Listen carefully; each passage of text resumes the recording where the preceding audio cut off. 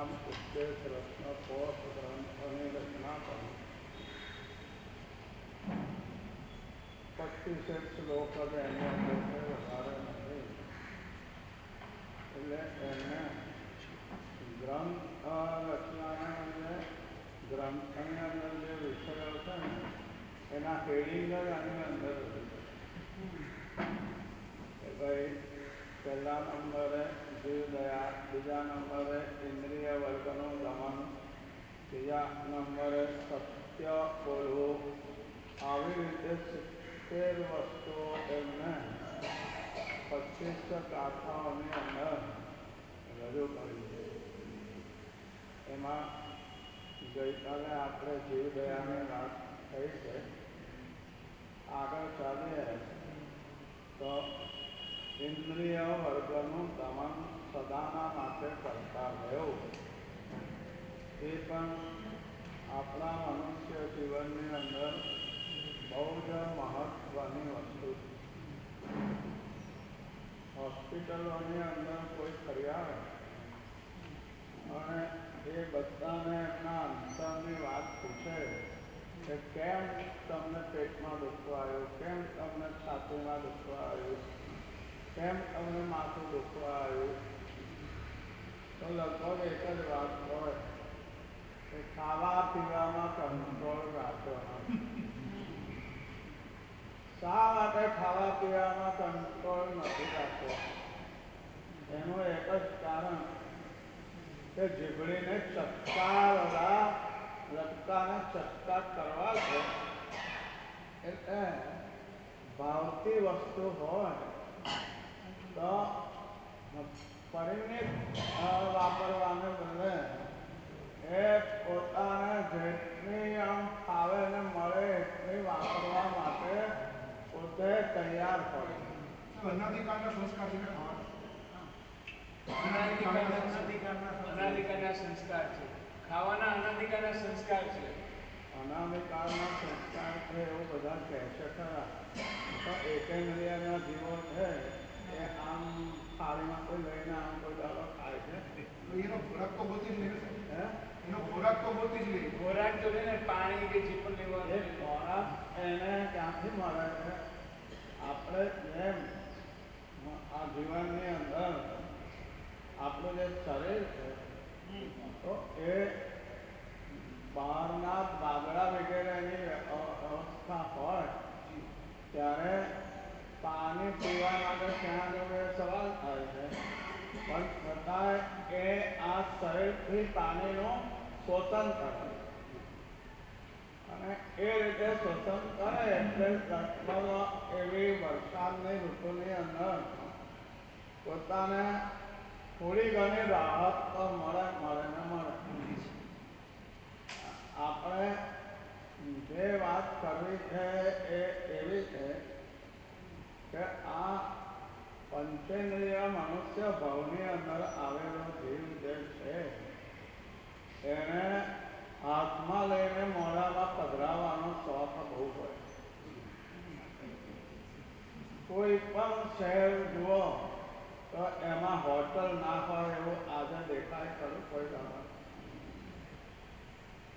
ભાગ્યે જ કોઈ શહેર એવું હોય કે જેની અંદર હોટલ ન હોય. શું ઘરની અંદર ખાવાનું નથી હોતું એવું થોડું? ઘરની અંદર પોતાને જમવા માટે ખાવા માટેની વ્યવસ્થા લગભગ હોય જ છે. પરંતુ એક તો લોકોને બતાવવા માટે કે જો હું એટલો બધો શ્રીમંત છું કે મોંઘામાં મોંઘી હોટલ છે ત્યાં પણ હું જઈ આવ્યો છું એમ લોકોની આગળ બડાસ મારવા માટે એ હોટલની અંદર જઈ આવે. હોટલમાં જે કંઈ હોય એ કદાચ પોતાને ભાવતું ના હોય કે પોતાને ગળે ઉતરતું ના હોય તો ભાઈ સાહેબ મૌન રાખે. પણ લોકોને એમ બતાવું છે કે હું તો એકદમ ટેસ્ટફુલ જમી આવ્યો એવું નહીં, પણ આ ખૂબ જ આખા શહેરની અંદર પ્રસિદ્ધિ પામેલી હોટલમાં જઈ આવ્યો. આવી રીતે લોકોને દેખાડવાના માટે પોતે હોટલમાં જઈને ખાય, ઘરે એના કરતાં વધારે સારું હોય ને તોય પણ એને હાથ લગાડે નહીં. આ બધાની પાછળ જે કર્મના ઉદયે માણસને બુદ્ધિ પેદા થાય છે, એ શું બુદ્ધિ પેદા થાય? હાઈ ક્લાસ ટેસ્ટ ફૂલ હોય એ જ આપણે ખાવાનું. આ આબેલ કરનારા કેટલા જૈન શાસનની અંદર લગભગ 50 લાખની વસ્તી છે. જે 2011ની સાલમાં ગણતરી થઈ ત્યારે 45 લાખની વસ્તી એમાં આવે છે. અને અત્યારે હજુ 2021ની અંદર ગણતરી થઈ નથી ને હવે કદાચ થાય પણ ખરી, તો 5 લાખ જેવી વધે તો 50 લાખની વસ્તી જૈનોમાં થાય. એ જૈનોની અંદર ઘણા બધા ઉપાશ્રયો ઠેર ઠેર શહેરોની અંદર, ગામડાની અંદર છે.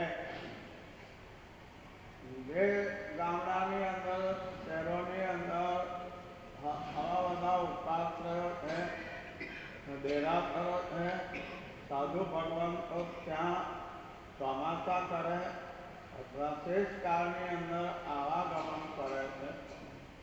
ત્યારે આપણે એક વાત જાણવા જેવી ને સમજવા જેવી છે કે ઇન્દ્રિય ઉપર વિજય ન કરે તો ભવિષ્યમાં એની તબિયત મોટા ભાગે બગડ્યા વગર રહે નહીં. અમારે ત્યાં મહાત્મા છે હેમવલ્લભ વિજયજી મહાત્મા છે, અને આજે એમને ઓછામાં ઓછા 11,000 આંબેલ થઈ છે. એમને કઈ તકલીફ પડી? એ તો વિહાર પણ કરે છે, મોટા મોટા વિહારો કરે છે. અને જે ગામની અંદર જાય એ ગામની અંદર રોટી અને દાળ પણ લુખ્ખી એટલું મળે તો એનાથી ચલાવી લે. ક્યારેય પણ કોઈ ગામમાં જઈને એમ કહેતા નથી કે જરા પેલો મસાલો લાવો, જરા ગોળ ખાંડ લાવો, એવું તો ક્યારેય કહેતા જ નથી. લગભગ 10 થી 11,000 આંબેલ સળંગ છૂટા છૂટા કરે ને અને 100 ઓળી પૂરી થાય તો 5,050 આંબેલ ને 100 ઉપવાસ થાય. આમને તો લગભગ 11,000 આંબેલ અને એની અંદર પોતાનું ઓળી પૂરી થાય તે દિવસે ઉપવાસ, પછીના દિવસે આગળની ઓળી ચાલુ. તો સમજવા જેવી વાત છે કે એમણે કોઈ ખાવા પીવાની કોઈ લત નથી. કે દિવસના સવારે ખાધું હોય તો પાછું બહાર જાય ત્યારે હોટલમાં જઈને બી ખાય, પાછા ઓફિસેથી નીકળે ત્યારે બી હોટલમાં જઈને આવે, અને પછી ઘરની અંદર આવે અને રસોઈ જુએ, આજે મને પેટમાં બરાબર નથી એટલે તું તારે વાપરી લે. આવી રીતે બહાના કાઢે. એમ ના કહેતો હોટલમાં જઈને 2 વાર ખાઈ આવ્યો છું એટલે આ પેટની અંદર ગડબડ આવી છે. હવે આવી પરિસ્થિતિનું મુખ્ય કારણ શું છે કે જે મોટા ભાગે હોટલો કરતા હોસ્પિટલની અંદર સંખ્યા વધી જાય તો એનું કારણ શું? મનમાં ફાવે એ રીતે ખા ખા ખા કરો,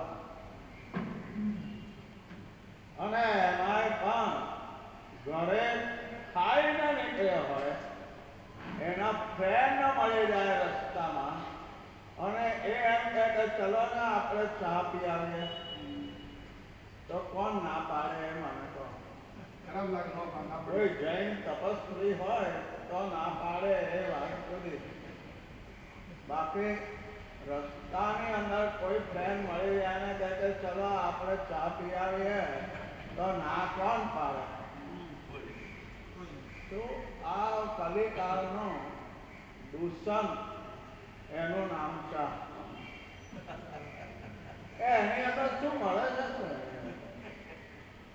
કોઈ પોતાને શક્તિ મળતી હોય શરીરની અંદર, એવું કોઈ પણ શરીર શાસ્ત્રમાં લખ્યું છે? ઉપરથી ચા પી પીને પોતાની તબિયત કેટલીક વાર બગાડનાર પણ આ દુનિયાની અંદર ઘણા. તો શા માટે પોતે ચા તરફ આટલા બધા લલચાય, કોફી તરફ લલચાય? અને કોઈ ચલો ને આપણે થોડું દૂધ પી આવીએ હોટલમાં, એવું કોઈ મળ્યું?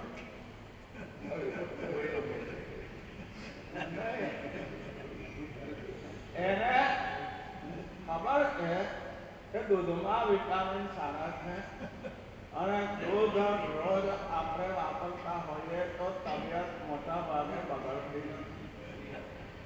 આ તમારી સામે બેઠો છે ને એને ચા કોફી કોઈ પીવાની ટેવ નથી, પોતે નથી.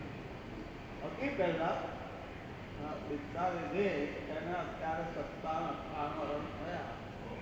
ત્યારે શરૂઆતમાં એ ટેવ હતી પણ પછી બધી આગળની ઓળીઓ કરવાનો લાભ મળ્યો અને એમાં ચા કોફીની આદત છૂટી ગઈ. અને એ પછી મોટા ભાગે દૂધ ખાખરા હવાના પરમાં હોય. તો તમે જુઓ છો ને કે આટલી 78 પૂરા થયા, 79મું ચાલે. કોઈને એમ લાગે ખરું કે આ મહારાજને 78 વર્ષ પૂરા થયા છે, એવો કોઈને લાગે ખરું? કેમ ન લાગે? કે એવા શારીરિક રીતે નુકસાન કરનારા જે કાંઈ ખાદ્ય કે પેય પદાર્થો છે, જો આપણે એની લાલચ રાખીએ, આપણે એનો મોહ રાખીએ અને દિવસની અંદર જો સંસારીપણામાં હોય ને તો કેટલીક વાર એ સામે એમાં હરીફાઈમાં ઉતરે. તો કેટલા કપ પીએ છે એ બોલ. તો પીએ એના કરતા 1 કપ મારે વધારે પીવા. આ વસ્તુ એવી છે કે પોતે પોતાના મિત્રની સામે પોતાનું ગૌરવ ગાવા બેસી જાય.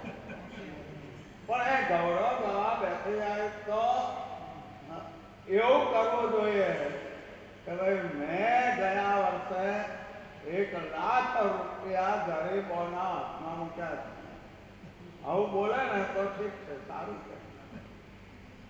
જેથી બીજાને પણ અંદર હૃદયમાં એમ થાય કે એને 1 લાખ રૂપિયા જ્યારે ગરીબોના હાથમાં મૂક્યા છે તો એ મારે શું કરવાનું?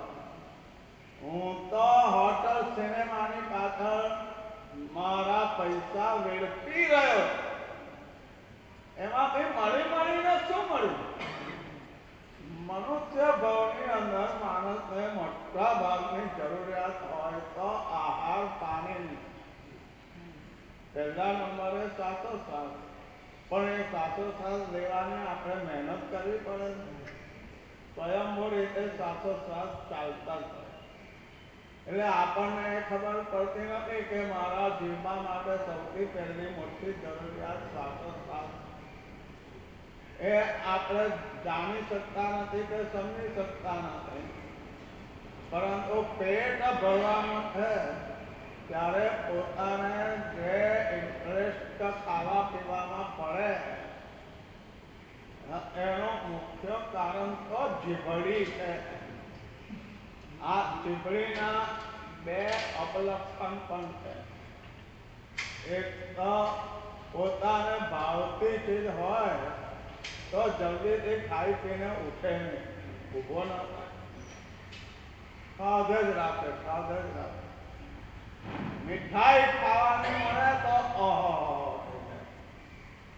ફરસાણ ખાવાનું મળે, ભાઈ બીજી એક નાની ડીશ પર લાવજો એમ. આટલી બધી લાગે છે એ જે રસનેન્દ્રિય છે, એ રસનેન્દ્રિય ને પોષવાની, એને મજા ચખાડવાની આત્માને કોને ખબર કેવા કર્મોનો ઉદય છે કે જેમાં એને મોજ મજા પસંદ પડે છે. અને મોજ મજા કરવાના માટે જ્યાં રસ્તામાં જતા હોટલ જુએ ને તો મન થઈ જાય કે એક વાર હોટલમાં જઈ આવીએ અને થોડા લટકા ચટકા જીભડીને થાય એવું આપણે કરી આવીએ. શું કરવા ભાઈ? પછી એની ઉટેવ પડે કે રોજ આપણે જઈએ આપણા ધંધા માટે કે નોકરી માટે નીકળીએ અને જઈએ અને રસ્તામાં પોતે ઘરે ખાઈ પીને નીકળ્યા છે, ચા કોફી વગેરે પીને નીકળ્યો છે, અને છતાંય પણ રસ્તામાં એવી પોતાને બહુ સારી દેખાય, દેખાવમાં સારી એવી હોટલ દેખાય એટલે એક વાર તો 5-25 રૂપિયાનો ખર્ચો કર્યા વગર ચેન પડે નહીં. કોના કારણે? પંચેન્દ્રિય મનુષ્ય જીવને 5 ઇન્દ્રિયો મળે છે: સ્પર્શેન્દ્રિય, રસનેન્દ્રિય, શ્રવણેન્દ્રિય, દર્શનેન્દ્રિય અને છેલ્લી એક શું આવી બોલો? શ્રોતેન્દ્રિય, શ્રવણેન્દ્રિય. આ 5 ઇન્દ્રિયો આપણને પૂર્વ ભાવની અંદર સુકૃતો કર્યા હોય તો આપણને મનુષ્ય ભાવમાં 5 ઇન્દ્રિયો મળે. પણ કોઈ પણ શાળાની અંદર, સ્કૂલની અંદર કે કોલેજની અંદર આ 5 ઇન્દ્રિયો છે એનો શું સદુપયોગ કરવો જોઈએ એ માટેનો એક પણ પાઠ એ સ્કૂલની ટેક્સ્ટબુકોમાં કે કોલેજની ટેક્સ્ટબુકોમાં છે ખરો? છે એક પણ પાઠ એની અંદર? બસ એને જરૂરત નથી સ્કૂલની અંદર આનો પાઠ ભણવાની, કારણ કે પોતાની મેરેજ ખબર પડી ગઈ છે કે ટેસ્ટ પેલું વાનગીઓ ખાવાની આવે તો આપણને મજા પડી જાય છે. હાઈ ક્લાસ સંગીત સાંભળવા મળે તો મજા પડી જાય છે. સુગંધી પુષ્પો, અત્તર વગેરે જ્યાં લગ્નના ઉત્સવમાં જવાનું હોય ને છાંટેલું હોય ને તો પોતે આમ કહીને આવ્યો હોય ઘરે કે 5 મિનિટ 10 મિનિટ બેસીને પાછું આવી જવાનું હતું, એના બદલે અડધો કલાક ત્યાં આગળ થઈ જાય ને તો કઈ આશ્ચર્ય નથી. એટલી બધી આમ ઘ્રાણેન્દ્રિય નાકથી પોતાને આવી સુગંધ મળતી હોય ત્યારે ઉઠવાનું મન નથી.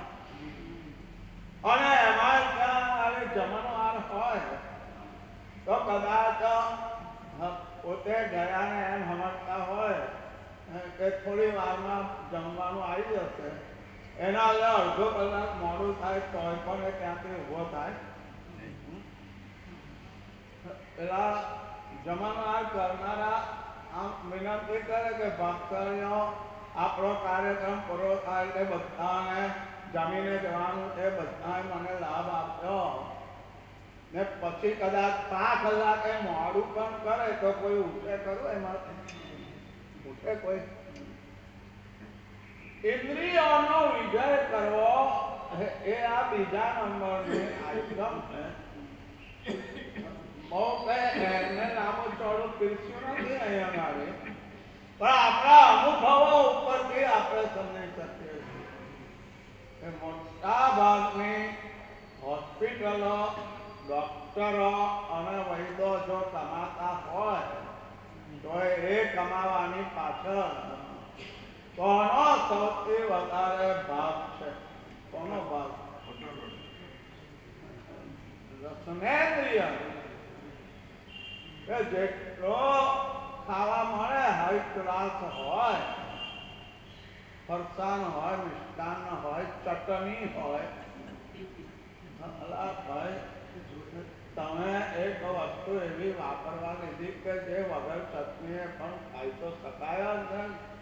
પોતાને પસંદ પણ પડે, સ્વાદ પણ આવે, ટેસ્ટ આવે, છતાંય પણ જો છેલ્લે છેલ્લે પેલો ચટણી લઈને પીરસવા આવે તો હા પાડે કે ના પાડે? શું કરે બોલ? એટલે આપણા મનુષ્ય ભવની અંદર શાસ્ત્રકાર મહર્ષિઓ અને પ્રાચીન કાળમાં થઈ ગયેલા સાધુ સાત્વી ભગવંતો એ બધાએ દીક્ષા લીધા પછી મોટા ભાગે અભિગ્રહ કરતા. ત્યાં તો દીક્ષા લેતા પહેલા અભિગ્રહ કર્યો હોય, ત્યાં દીક્ષા લીધા પછી અભિગ્રહ કર્યો હોય કે મારે 5 દ્રવ્યથી વધારે ખાવા પીવાના નહીં. અને બીજી બાજુ મિષ્ટાનને મારે અડવાનું નહીં, ફરસાણને મારે અડવાનું નહીં. કેમ ભાઈ? તો હવે સાધુ બન્યો, સાધુ બન્યો તો ભૂતકાળની અંદર એવા સેંકડો હજારો સાધુ સાધ્વી થઈ ગયા કે જે લોકોએ મિષ્ટાન અને ફરસાણને હાથ લગાડ્યો નથી. ભલે સંસારીપણામાં હતા ત્યારે બહુ ખાધું પીધું, પણ જ્યારે પોતે દીક્ષા લીધી એમને લીધી હશે. સાધુ ભગવંતોના વ્યાખ્યાનો સાંભળીને પોતાને એટલું સરસ જ્ઞાન થયું કે આપણી તબિયત જો સાચવવી હોય અને કર્મની નિંદા કરવી હોય તો આપણે મીઠાઈ અને ફરસાણને હાથ લગાડવાનો નહીં. એવા તો કેટલા બધા મહાત્મા છે. હેમવલ્લભ વિજય મહારાજ 10 થી 11,000 તો સળંગ આમેલ થઈ ગયા. સ્વામી ઓળી ચાલુ કર્યા પછી આટલા આમેલ થયા પણ પારનું ક્યારેય પણ કર્યું નથી. આ સંજ્ઞા છે, આ સંજ્ઞા છે. બોલો, એમ કહે છે કે આ સંજ્ઞા છે, અમે એમ કહીએ છીએ કે ભારતભરના સંજ્ઞા. એક જ સંજ્ઞા શું કરો? તારા કે દીક્ષા લેતા પહેલા જેટલા વર્ષ અહીંયા કર્યા એના કરતા વધારે બીજા શહેર ગામડાના કર્યા સંઘોના કે એના કરતા ઓછા સંઘોના કામ કર્યા? બોલો. એમની જે ઉંમરે એમને દીક્ષા લીધી કે એટલા વર્ષ ભલે અહીંયા નાની રહીને ખાધું પીધું, પણ એના કરતા લગભગ 3 ગણા એમને આ સાધુ જીવનની અંદર વર્ષો પસાર કર્યા છે. અને આવી રીતે 100 અને પૂરી કરે તો 5050 તો આંબે થાય. અને એની અંદર સાથે એક ઉત્પાદન 100 તો ઉપવાસ, એટલે 5150 તો આવી તપશ્ચર્યા કે જેની અંદર પોતાને ખાર ગોળ કે પછી લીંબુ વગેરે કશું પોતાને વાપરવાની જરૂર પડતી નથી. અને આરામથી પોતે આંબેલ કરવા બેસે તો એવું નહીં એ ભાઈ હજુ થોડું લાવો, હજુ થોડું લાવો, હજુ થોડું લાવો. અને જો એના બદલે જમણવારમાં ગયા હોય ને 5 મિષ્ટાન ને 5 ફરસાણ હોય તો આ માણસ સૌથી પહેલા ઉઠે ખરો કોઈ દિવસ? સાચું કહેજો, સૌથી પહેલો ઉઠે? ઉલટો કોઈક વાર સૌથી છેલ્લો ઉઠે એવું બને. કારણ કે રસનેન્દ્રિયની ભયંકર લાલચ છે, ભયંકર લાલચ કે પોતાને ભાવતો ખાવા માટે મળતો હોય તો બે ને બદલે 4 ટુકડા પણ એ ત્યાં નાળી ખાઈ જાય, એને જરાય પણ એની અંદર તકલીફ કે શરમ ના પડે. શાસ્ત્રકાર મહર્ષિઓ એટલા માટે આ ઇન્દ્રિય વિજય ઉપર ખૂબ ભાર મૂકે છે કે આપણે જો આપણો મરણાંત જીવન એને બહુ સારી રીતે તંદુરસ્તીથી જીવવું હોય તો એ તંદુરસ્તી જાળવવી છે. નહીં તો વારે ઘડીએ ડૉક્ટર પાસે જવું પડે, વારે ઘડીએ વૈદ્ય પાસે જવું પડે, અને કેટલીક વાર ઓપરેશન માટે હોસ્પિટલોની અંદર પણ જવું પડે. શેના કારણે? કે પોતે ખાવા પીવાની અંદર ક્યારેય પણ કંટ્રોલ કર્યો નથી અને ઝઘડો જરૂર કર્યો. ઝઘડો કેનો કરે? ઘરે બેઠો હોય જમવા અને અધવચ્ચે ઊભો થઈ જાય, તારી આ મીઠાઈમાં કઈ દમન નહીં, અને આ ફરસાણ છે કહ્યું છે કે લોચો કર્યો છે, હું કહ્યું છે. ઘરવાળાને તો હવે ઠીક છે કે ભાઈ લગ્ન કર્યા પછી ગમે એટલા અપમાન થાય સહન કરી લેવા, બોલે નહીં. અને એ નથી બોલતા એટલે આ ડબલ બોલે. આ શું બનાવ્યું છે ગોતા જેવું એમ કહીને ઉભા. કારણ શું છે? પોતાની ઇન્દ્રિય છે રસનેન્દ્રિય, એને પોતે જે ગમે એ બધું ખાવાની ટેવ પાડેલી છે. અને પછી પોતે વૈદ અને ડૉક્ટરને ત્યાં ફેરા પણ કરવા પડે, હોસ્પિટલમાં જવું પડે, કદાચ પેટનું ઓપરેશન પણ કરાવવું પડે. આ બધી તકલીફોની પાછળ ઇન્દ્રિયોનું પોષણ, ઇન્દ્રિયોનું સમર્થન આ આપણા માટે બહુ મોટી શરમની વાત. આપણે શા માટે ખાઈએ છીએ? આ શરીર છે અને શરીર એમને કઈ ચાલવાનું નથી. શરીરને રોજ કમસે કમ એક વાર તો ખાવાનું પીવાનું મળવું જોઈએ. એમ જે વૈજ્ઞાનિકો છે ખાવા પીવાની આઈટમોના, એ લોકો પણ એમ કહે કે ભાઈ બહુ વધારે પડતું નહીં ખાતા, એક વાર ખાધું તોય પણ તમને કોઈ વાંધો આવવાનો નથી. આ રીતે એ લોકો આહાર વિજ્ઞાનના પોતે બહુ સારા જાણકાર છે. એ આપણને આવું સમજાવે છે, શીખવાડે છે, પરંતુ આપણને એ વાત મગજમાં બેસતી નથી.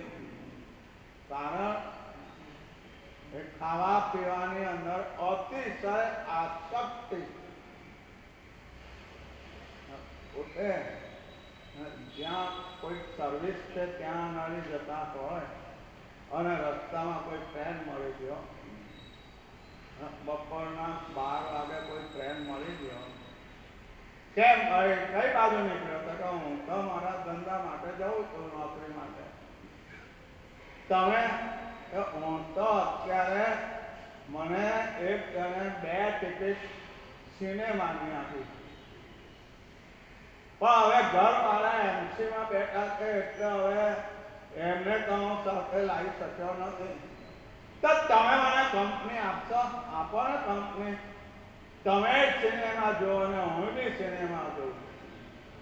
જોવામાં કઈ ઇન્દ્રિય કામમાં આવે?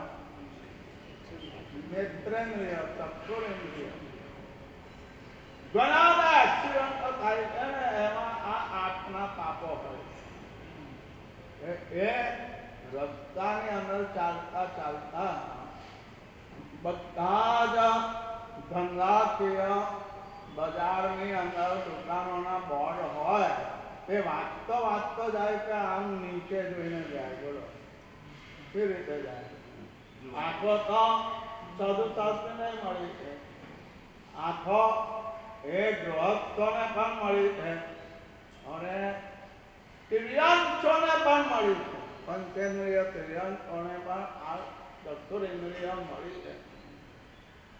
પણ એ જ્યારે બહાર નીકળે ત્યારે આમ ભાઈ નીચે કોઈ જીવ જંતુ આપણા પગ નીચે આવીને મરે નહીં, એ માટે આપણે બને ત્યાં સુધી નીચું જોઈને ચાલવું. હા, વચમાં ઊંચું જોઈ લેવાનું કે સામેથી કોઈ વાહન આવતું નથી ને, સામેથી કોઈ ટકરાઈ તો નથી જતો ને. એ રીતે પણ ધ્યાન જરૂર આપવું પડે. પણ બાકી તો રસ્તાઓ એવા હોય કે જો નીચે જોઈને ન ચાલે તો ઠોકર વાગ્યા વગર લગભગ રહે પણ. અને પછી કહે કે આ ગવર્મેન્ટ વાળા કેવા છે, આ સુધરાઈ વાળા કેવા છે, આવા રસ્તા બનાવે છે એ રસ્તાની અંદર ઠોકર વાગે, પડતા રહી જઈએ અને પગમાંથી લોહી નીકળે. હું જોઈને આ લોકો આવા રસ્તા એમ ગાળો દે. પણ પોતાની ચક્ષુરેન્દ્રિય છે, એ ચક્ષુરેન્દ્રિય મારે નીચે જોઈને એટલા માટે ચાલવું કે જેથી રસ્તા ગમે એવા હોય પરંતુ મને ઠોકર ન લાગે, તો આપણે જ્યાં પહોંચવું છે ત્યાં એમ પહોંચી શકીએ. પણ ના, જ્યારે એ ઘરેથી નીકળીને પોતાના ધંધાના કામે જ્યાં પહોંચવાનું છે ત્યાં પહોંચવાની માટે નીકળે ત્યારે રસ્તાની અંદર જો સિનેમાનું થિયેટર બહારથી દેખાય તો એ ત્યાં ઊભો રહે કે પછી આગળ ચાલે? શું કરે? બોલો શું કરે? એટલે આ નવું સિનેમા આવ્યું, આ નવી ફિલ્મ આવી લાગે અને નવી ફિલ્મ આવી છે તો આપણે એની ટિકિટ કરાવી દો અને એ પોતાના ધંધે જતો હોય અને અહીંયા ટિકિટની લાઈનમાં 15 મિનિટ 20 મિનિટ ઊભા રહેવું પડતું હોય તો એ 5 મિનિટમાં નીકળી જાય કે ચાલો ટાઈમ બહુ લાગે છે, એના કરતાં આપણે પાછા આવતું ત્યારે કરતું એમ કરીને જાય ખરો જલ્દીથી ત્યાં આગળ. ચક્ષુરેન્દ્રિયનો અતિ આકર્ષણ રસનેન્દ્રિયની અંદર તો હજુ એવું હોય છે કે આંબેલ કરે, ઉપવાસ કરે અને ખાવા પીવાની રજા પાડે.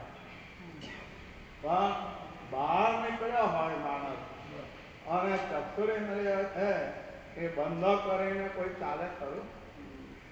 જે આંધળા હોય ને આંધળા, તો એ પણ એની આંખ તરીકે લાકડી લઈને નીકળે અને લાકડી લઈને નીચે આમ કરતા ચાલે.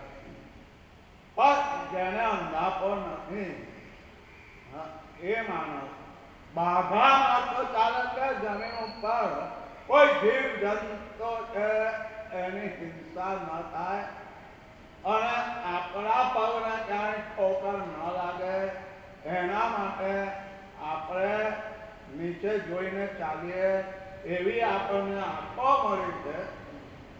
તો પણ માણસ બહાર નીકળે અને બજારમાં થઈને જવાનું હોય તો બજારની અંદર જે દુકાન હોય એ દુકાનની બહાર નાકા ઉપર કોનું ચિત્ર હોય? એ તો દુકાનની બહાર બધા લોકોને દેખાય એવું કોનું ચિત્ર હોય? એ કહો તમે, કોનું હોય? જે જોવાનું પોતાને સૌથી વધારે ગમે છે એવું ચિત્ર ત્યાં મારી લાંબુ મૂક્યું હોય તો 5-10 સેકન્ડ તો જોવા માટે ઉભો જ રહી જાય. પોતાની અને આવો તરત બ્રેક કરાયો. આ ચિત્રકારે એનું મોઢું આવું સરસ ચિત્ર્યું છે ચાલો આપણા ઘરમાં તો એવું કઈ છે જ નહીં. હવે અહીં પેલું જ જોડે અને પોતાના ઘરવાળાને પછી ધીમે ધીમે એની અંદર એક ઠપકા આપે મનની અંદર, બહાર બોલીને નહીં. એ પેલીનું મોડું તો આવું છે, આ જો આ કેવું છે, આ કેવું છે, આ કેવું છે. કેટલા પૈસા એની પાછળ ખર્ચી નાખે સિનેમાની પાછળ. અને ઘણા તો રમતાસો મારે. હું તો રોજનું એક સિનેમા જોઉં. તારી ભલી થાય આખો એના મારે મળી છે. માં એટલે કોણ? મધર. મધર કે બીજું કઈ? માં એટલે કોણ? અને સીન એટલે શું? દ્રશ્ય. સીન એટલે દ્રશ્ય.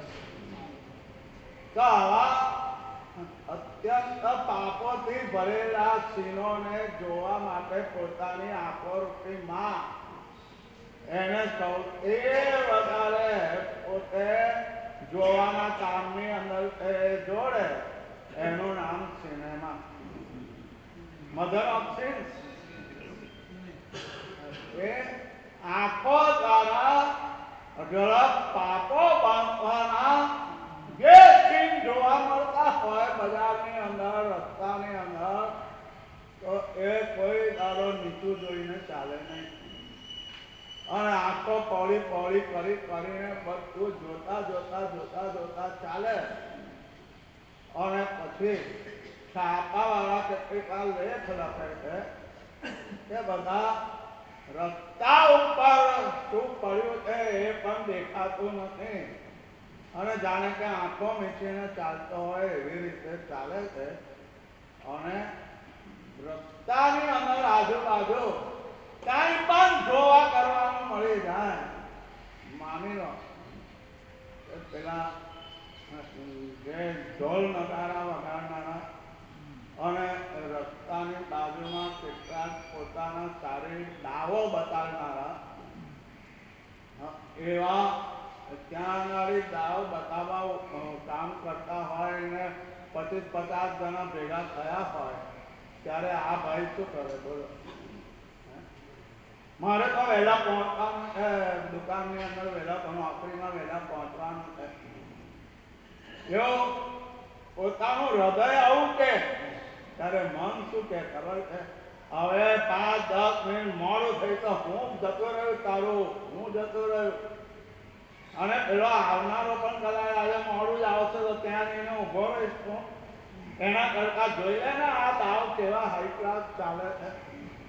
એમ કરીને પણ એ આંખો છે ને, એ આંખો દ્વારા જે કોઈ સદુપયોગ કરવાનો હોય એ સદુપયોગ કરવાનું મન નથી થતું. આ બાજુ દેરાસર, રસ્તામાં જતા આ બાજુ દેરાસર છે, ખુલ્લું છે. આ બાજુ એક હોટલ છે, એક સિનેમાના મોટા બધા ત્યાં આગળ ફોટા છે. તો એ સિનેમાનું ના હોય થિયેટર, ફોટા ના હોય અને એટલું દેરાસર હોય તો એ સીધો આરોપ ચાલતો થઈ જાય કે ભાઈ તાર દેરાસરમાં દર્શન કરી આવું. આજે મારા એરિયાની અંદર જે દેરાસર હતું એના તો દર્શન કરીને આવ્યો છું સવારે, પરંતુ આ દેરાસરના મારા દર્શન નથી થયા તો ચાલો દર્શન કરીને જાઉં, ભલે 5-10 મિનિટ મોડું થાય તો મોડું. એમ કરીને કોઈ દાડો રસ્તામાં આવતા દેરાસરે દર્શન કરવા કોણ ગયો? આંગળી ઊંચી કરજો ભાઈ, કરજો આંગળી ઊંચી. કે રસ્તામાં પોતે ઘરેથી દેરાસર કરીને પછી નીકળ્યો છે અને હવે રસ્તાની અંદર દેરાસર આવે છે તો કોણ ત્યાં આગળ દર્શન કરવા જાય? અને એના બદલે જો સિનેમા વગેરેના ફોટા હોય તો લગભગ કોણ ત્યાં આગળ જોવા માટે મિનિટ 2 મિનિટ ઊભા નથી રહેતા? એનો હિસાબ કોઈએ કર્યો છે? ઇન્દ્રિય વર્ગો દમી જ ગઈ. દયાળ શાસ્ત્રકાર માણસો કહે છે કે જો તમારે સુખી થવું હોય આ ભાવમાં અને પરભવની અંદર પણ દુઃખી ન થવું હોય તો ઇન્દ્રિયોનું દમન કરવું, ઇન્દ્રિયો પર અંકુશ મૂકવો, ઇન્દ્રિયોને પોતાના કબજામાં રાખવી કે જેથી આવા દુષ્ટ પરિણામો પોતાને ભોગવવા ના પડે. એવી વાત જે શાસ્ત્રકારોએ બીજા બીજા ગ્રંથોની અંદર આપેલી છે. આપણે તો વાંચવાની ફુરસદ જ નથી હોય છે ભાઈ, ફુરસદ બધા ડિટેક્ટિવની વાર્તાઓ હોય ને તો બજારમાંથી વેચાતી પણ લઈ આવે ખરા વાંચવાના માટે, અને શરૂઆતમાં 2-4 પાના વાંચવાના થાય ને ગમે નહીં તો મૂકી દે બાજુ પર, ભલે 50 રૂપિયા ખર્ચીને આવ્યા હોય. ત્યારે આપણે આટલું સમજવાની જરૂર છે કે આપણે માટે સૌથી વધારે જોખમી ઇન્દ્રિય હોય તો રસનેન્દ્રિય છે અને ચક્ષુરેન્દ્રિય. બાકીની ઇન્દ્રિયો છે એટલે એ તોફાની નથી. કાનના તોફાન હોય તો દાડો, આંખના તોફાન હોય કે આમ ક્યાંક કંઈક સહેજ વાગે ને તો આમ જોવા માટે આમ મોડું કરે, પણ કાન માટે એવું કરું. બાકીની ઇન્દ્રિય છે હજુ એટલી બધી તોફાની નથી, પણ આ 2 ઇન્દ્રિયો બહુ તોફાની છે. તો એના ઉપર આપણે દમન કરવું, એને અંકુશમાં રાખવી. એવા બધા જ્યાં ત્યાં દેખાતા ગંદા દૃશ્યો ઉપર આપણે આંખ ફેરવીને અને ખાવા પીવાની અંદર ફરિયાદો કરવી નહીં કે આ તો આવું હતું ખાવામાં, આ તો આવું હતું, આ તો આવું હતું. એમ આ રસનેન્દ્રિય અને ચક્ષુરેન્દ્રિય ઉપર પણ આપણો અંકુશ થાય એવી શુભકામના વિતરાગ પરમાત્માના ઈચ્છા.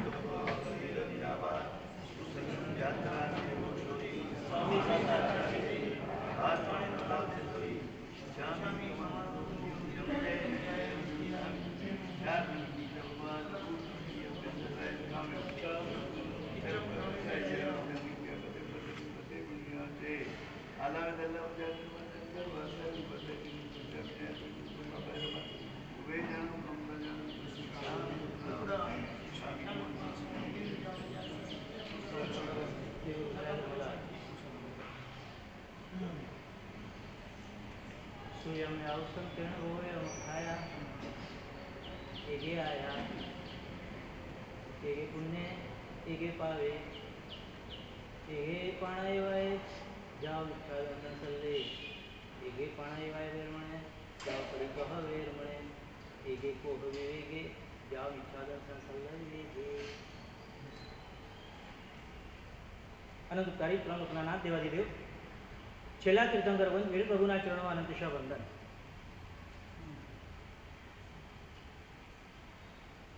આનંદ નામનો શિષ્ય ગૌતમ બુદ્ધનો પ્રથમ ઘણા વખત સુધી બુદ્ધ સાથે રહ્યો અને એક દિવસ એણે પોતાના ગુરુ ગૌતમ બુદ્ધની સમક્ષ પ્રસ્તાવ મૂક્યો કે મને હવે બહાર જવાની અનુજ્ઞા આપો,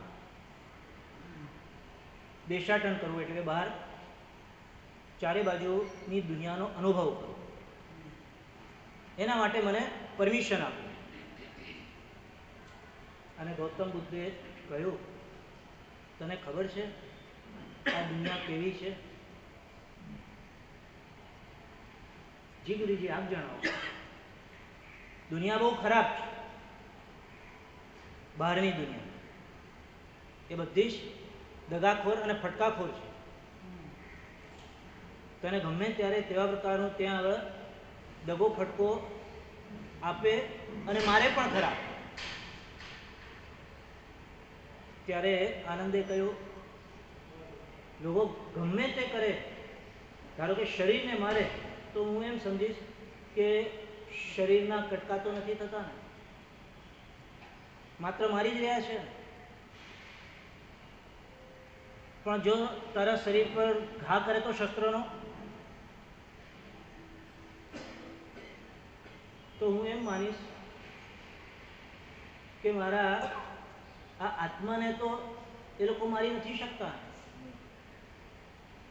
તને તારું અપમાન કરી નાખે એ તો સીધું આત્માનું શરીરનું અપમાન હોય છે કે આત્માનું અપમાન હોય છે?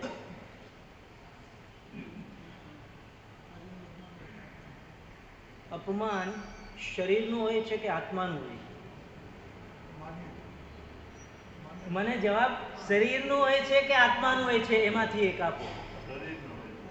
શરીરનું હોય છે, બરાબર છે. અને શરીર એ આપણું સમજે છે ને કે મારું અપમાન થયું. શરીર એ ત્યાં ધ્યાન રાખે છે ને, એને ચોટી જાય છે ને આમ શબ્દો કે અમારા અપમાનના શબ્દો લાગ્યા, તો પછી શરીરનું અપમાન થાય કઈ રીતે? જડને આ ધારો કે લાકડું છે, જડ છે, એનું અપમાન થઈ શકે? અપમાન કોનું થાય છે? હા, જેનામાં જીવ હોય એનું. એટલે જીવ હોય એ ત્યાં આગળ જીવ એવા પ્રકારનું તે અમૂર્ત છે, નિરંજન નિરાકાર છે, એ આત્મા એ એવા પ્રકારનું એને ખબર પડે કે આ મારું અપમાન થયું. અપમાન કોઈનું થતું જ હોતું નથી, માત્ર ભ્રમ ભરેલી માન્યતા છે. હા હા, એ જ ભ્રમ. ફિલિંગ્સ તો ઘણી બધી પણ ભ્રમવાળી હોય ને, ત્યાં આપણે એને સત્ય જ માનતા હોય છે, જેનું પરિણામ આવતું હોય છે. ત્યાં આગળ ગૌતમ બુદ્ધના એ શિષ્ય આનંદે કહ્યું કે ગુરુજી, અત્યાર સુધી આપે મને ભણાવ્યું છે એના પરથી મને એમાં એવા પ્રકારનું લાગે છે કે જે કંઈ પણ મારું અપમાન થશે કદાચ એ મારા શરીરનું થશે, મારા આત્માને કોઈ કાંઈ શું કરી શકે એમ છે? કોઈ તાકાત નથી મારા આત્માને કાંઈ કરી શકે એમ છે. અને ગૌતમ બુદ્ધે કહ્યું કે જા, અત્યાર સુધી જે કંઈ પણ ભણ્યો હતો એ હવે તારા આત્માની અંદર પરિણમી ગયેલું છે, એટલે હવે તને અનુજ્ઞા મળે છે. જા, તે આત્માને ઓળખી લીધો છે, માટે તને એવા પ્રકારની હવે દુનિયામાં ફરવાની અનુજ્ઞા મળે છે. જા, મારા તને આશીર્વાદ છે. અને એ તેવા પ્રકારના આશીર્વાદ મળીને દુનિયાની બહાર નીકળ્યો. તીર્થંકર ભગવંત વીર પ્રભુ શ્રી સ્થાનાંક સૂત્રમાં સૌથી પહેલા સૂત્રની અંદર કહે છે, એગે આયા. શ્રી સુધર્મ સ્વામી ભગવંતે જંબુ સ્વામીને કહ્યું કે તે ભગવાને આ પ્રમાણે કહ્યું છે, મેં સાંભળ્યું છે, હે આયુષ્યમાન. અને એ આયુષ્યમાન શબ્દના સાંભળતાની સાથે બધા સાવધાન થઈ ગયા કે મારું કદાચ નામ બોલી જાય તો સુધર્મ સ્વામી ભગવાન બોલે ને, તમારું નામ બોલી જાય તો આમ તમે સાવધાન થઈ જાઓ ને, અને ન બોલીએ તો ન બોલીએ તો બેધ્યાન થાય, એમ સાવધાન ન રહે. અરે આ આપણા અંતરાત્માને જાગૃત કરનારા તીર્થંકર ભગવંતના શબ્દો છે. સાવધાન ન થાય એનો આખો કદાચ જન્મારો કેવા પ્રકારનો જાય એ કાંઈ કહેવાય શકે નહીં. ખાલી અત્યારના એમ નહીં, કાયમ માટે મારો તમારો આત્મા જાગૃત થાય એના માટે આ તીર્થંકર ભગવંત પ્રભુ સૌથી પહેલું સૂત્ર આપણને આપી રહ્યા છે. મને ને તમને બધાને કહી રહ્યા છે, એક આત્મા છે. આત્મા એક. એકની વાત કેમ કરી? આમ જોવા જઈએ તો તીર્થંકર ભગવાન કેવળ જ્ઞાની છે, સંપૂર્ણ જ્ઞાન છે. એટલે એમને જે કંઈ પણ કહેવું હોય, જે રીતે કહેવું હોય, બધું પોતે જાણે છે અને બધું પોતે કહી શકે છે. આપણે અત્યાર સુધી જેટલા પણ શબ્દકોશો જોયેલા છે, એ શબ્દકોશોની અંદર કોઈ પણ કોષ હોય, એ કોષો કઈ રીતે બનેલા હોય, એમાં શરૂઆત શેનાથી થાય?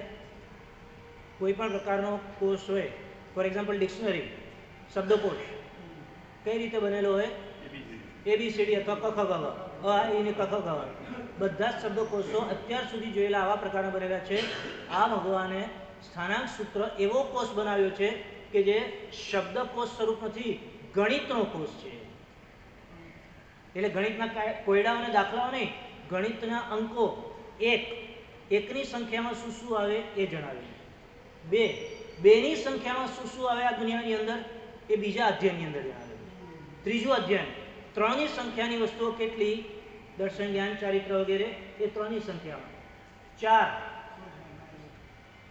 હા, ક્રોધ, માન, માયા, લોભ એ બધી 4ના એવા પ્રકારના. 5 ઇન્દ્રિયો, 5ના અધ્યયના. 10 અધ્યયન સુધી આવી રીતે 1 થી 10નું એ તીર્થંકર ભગવંતે સંકલન કરીને કોષનું નિર્માણ કર્યું છે. શબ્દકોષ નહીં, ગણિતનો કોષ છે. એનું સૌથી પહેલા અધ્યયનનું પહેલું સૂત્ર છે એગે આયા. આત્મા એક છે. એનો મતલબ આત્મા એકલો છે અને એ એકલો શબ્દ બોલાય એટલે આપણને એવા પ્રકારનું ઊંધું ફિલિંગ થાય કે અરે અમે એકલા. અને એ એવા પ્રકારના આપણી એકલવાયાપણું નીકળી જાય એના માટે આ સાંભળવાની જરૂર છે. અત્યારના વર્તમાન કાળમાં બધાને એવા પ્રકારનો રોગ લાગેલો છે, રોગ, ઇન્ફેક્શન, અને કદાચ એવા દેખ્યાનું દખ કે અમે એકલા પડી ગયા, અમારી સામે જોનાર કોઈ નહીં, અમારી સાથે કોઈ નથી. અત્યાર સુધી કેટલું બધું કેટલાને માટે કર્યું, હવે કોઈ આપણને ભાવ પણ પૂછતું નથી. આપણે લોકોને માટે ઊંધા વળી ગયા, કરીને થાકી ગયા. એ લોકો એટલે પોતાના સિવાય, એ આત્મા પોતાના સિવાય જેટલા પણ બીજા બધા છે એ બધા પર છે. અને જે બધા આખો લોકમાં જે દેખાય છે એની સામે આપણને એવા પ્રકારની જે વિચારસરણી થાય છે એ વિચારસરણીને અટકાવવા માટે તીર્થંકરો વીર કરી રહ્યા છે. એકલો આત્મા નહીં, પહેલો આત્મા.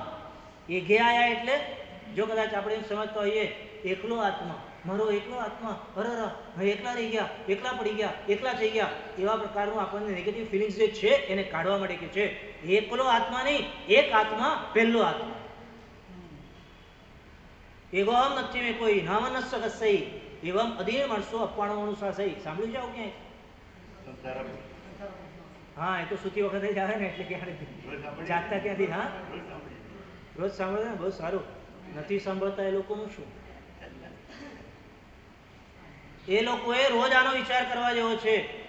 હું એકલો છું અથવા મારો આત્મા એક છે, એકલો છે, એટલે મારે બીજા કોઈની અપેક્ષા રાખવાની જરૂર નથી. અને આખી દુનિયા એને કારણે જ દુઃખી થાય છે કે જ્યારે આ એક પોતાનો આત્મા છે એની અંદર નજર કરતી નથી અને બહાર નજર કરે છે કે આણે મને સાથ આપવો જોઈએ, આણે મને સહાય કરવી જોઈએ, આણે મને તેવા પ્રકારનો સહકાર આપવો જોઈએ, કોઈકે મારે ત્યાં આગળ પૂછવું જોઈએ, કોઈકે મારો ભાવ પૂછવો જોઈએ, કોઈકે મારી સામું જોવું જોઈએ. અને આ રીતે જ્યાં સુધી આ જીવડો બહારની દુનિયામાં નજર રાખે છે ત્યાં સુધી ક્યારેય સુખી થઈ શકે એમ નથી. અને ભગવાન આપણને સુખી થવા માટેનો સૌથી પહેલો રસ્તો બતાડી દે. હા, બરાબર છે. મન છે એટલે અપેક્ષા આપણે રાખીએ છીએ કે રહેવાની. મન છે તો તમને અપેક્ષા પ્રાઇમ મિનિસ્ટર થવાની છે ને? કેમ નહીં? મન છે તો અપેક્ષા તો હોય ને મારે પ્રાઇમ મિનિસ્ટર થવું જોઈએ, ચીફ મિનિસ્ટર. હા હા, એટલે કે જેટલું શક્ય હોય ને એની અપેક્ષા. એટલે 50% થયું, બરાબર છે. હવે તમને બીજા 50%, જેટલું પણ શક્ય એવા પ્રકારનું છે એની અંદર પણ ત્યાં આગળ બીજા એવા પ્રકારના, ત્યાં આગળ મારો સમાન એવા પ્રકારનો જે કોઈ પણ સાથે રહેલા છે એ લોકોની જોડે કમ્પેરિઝન કરો છો કે બીજા જે દુનિયામાં રહેલા છે એ લોકોની જોડે, એનું જોઈને કેવા પ્રકારનું કમ્પેરિઝન થાય છે. આપણી પરિસ્થિતિ એવા પ્રકારની છે ને કે આપણે અંતરાત્માની અંદર ક્યારેય જોતા નથી. આવા પ્રકારના મનને બહાર ભટકાડીએ છીએ, બહાર ભટકાવીએ છીએ અને એને કારણે પછી અપેક્ષાઓ બધી મોટી મોટી થાય અને હંમેશ માટે અપેક્ષાઓ પૂરી ન થાય, દુઃખી થવાના રસ્તાને આપણે અખત તૈયાર કરીએ. ખોટું એ તો કહેજો. આ બે બહેનપણીઓ હતી, મને કદાચ ખબર હશે. બે બહેનપણી અને બેઉ આમ કોઈક માતાજીની સરસ્વતીની ભક્ત સારી ભક્તિ કરે.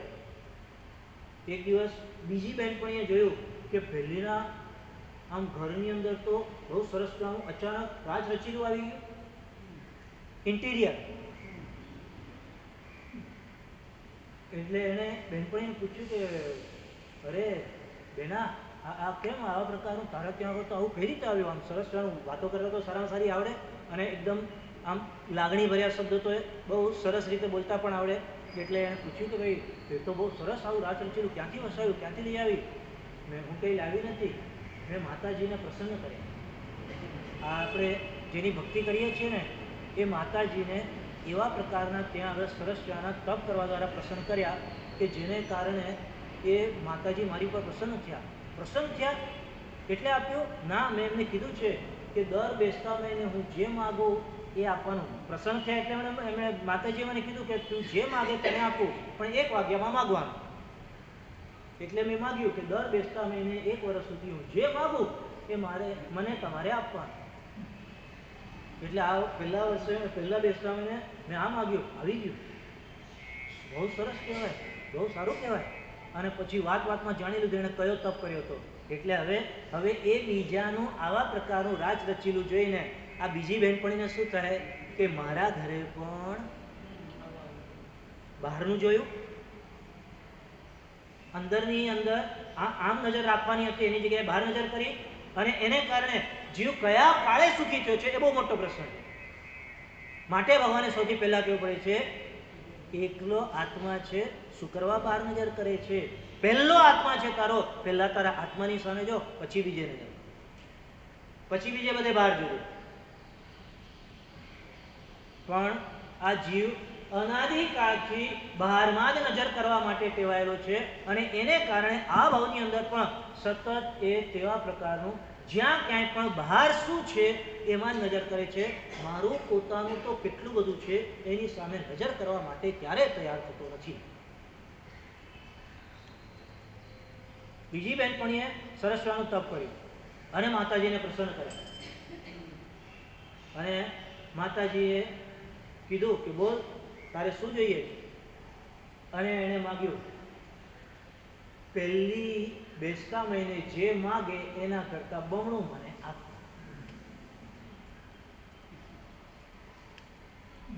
શું જોઈએ છે આપણને? આપણને જોઈએ છે શું? એમ ધારો કે કોઈ પૂછે તો આપણે શું માગીએ? જરૂરત કેટલી? પેટ ભરાય એટલી, પટારો ભરાય એટલી, કે ખટારો ભરાય એટલી? જરૂરત કેટલી હોય છે માણસ? હા, સ્વાસ્થ્ય સારું એટલે પછી બીજું કાંઈ નથી જોઈતું હોતું ને. હા, શું ઓટોમેટિક? શું ઓટોમેટિક? એમ ઓટોમેટિક આવેલું હોય, બહુ સારું કહેવાય. અહીંયા આગળ ઓટોમેટિક બધું આવતું હોય છે, અમને ખબર નહીં સંઘાણીમાં આટલી પ્રગતિ થઈ ગઈ. કેવું પડે, સહજ રીતે બધું આવી જાય. માણસ સતત યાદ રાખવાની જરૂર છે, એક અપેક્ષા પૂરી થાય ને તો એ નવી ઉપરની આગળની અપેક્ષા રાખનારો કાયમ થઈ ગયો છે, અને એને કારણે એની અપેક્ષાઓ પૂરી થતી નથી. ભગવાન પણ ઉપર આવીને એને સુખી કરી શકતા નથી, કારણ કે એ હંમેશ માટે બાહ્ય દુનિયાની અંદર જ નજર રાખનારો થયેલો છે. અને એ બાહ્ય પરિવાર આનો તો આયાનો તો વિસ્તાર એટલો બધો થઈ શકે એમ છે કે 2 પ્રકારના આપણે પરિવાર કાયમ માટે લઈને ફરતા હોય છે. અનંત કાળમાં મારા તમારાએ જીવે દરેક જગ્યાએ 2 પ્રકારના પરિવાર બનાવેલા છે. અનંત કાળમાં, ખાલી આ એક કાળમાં આ ભાવમાં બનાવ્યો છે એવું નહીં માનતા. જે ભાવમાં ગયા બાહ્ય પરિવાર, અભ્યંતર પરિવાર સાથે લઈને ગયા, અને એમાં બાહ્ય પરિવાર પહેલું શરીર, જે ભાવમાં ગયા શરીર બનાવેલું છે એ બાહ્ય પરિવાર છે, અને અભ્યંતર પરિવાર એ આગળ તમને કહીશું ત્યારે ખબર પડશે. પરંતુ એ બાહ્ય પરિવાર શરીર એક સારું રહે એટલે બધું આવી ગયું ને. શું થયું? શરીર એક સારું રહે, સ્વાસ્થ્ય વાળું રહે, સરસવાનું સારું રહે એટલે બધું જ મળી ગયું. પૈસો જોઈએ એટલે હવે પરિવાર વધતો ગયો, પૈસાને પણ ત્યાં આગળ એ ભેગો કરવાનો ચાલુ કર્યો. આ બાહ્ય દ્રષ્ટિ એ જીવને કેટલા સંસારની અંદર ભટકાવ્યા છે આપણને ખ્યાલ આવે છે એનો? કોઈ દિવસ એનો વિચાર કર્યો છે? ત્યાં ભગવાન સૌથી પહેલા સૂત્રમાં એટલા માટે કહી રહ્યા છે, બાહ્ય પરિવાર જેટલો વધારતો જાય છે જીવને ક્યારેય શાંતિ મળે એવા પ્રકારની શક્યતા રહેતી નથી.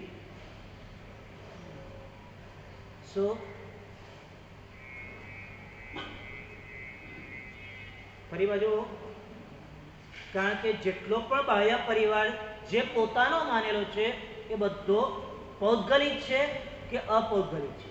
બધો જ બાહ્ય પરિવાર પૌદ્ગલિક છે, અને પૌદ્ગલિક દુનિયાથી ક્યારે આત્માને શાંતિ મળે એવા પ્રકારની શક્યતા ક્યારેય રહી નથી. શ્રી જ્ઞાનસારમાં જણાવેલું છે, પૂતગલે પૂતગલા તૃપ્તિ યાંતિ યાંતિ આત્મા પુનરાત્મા.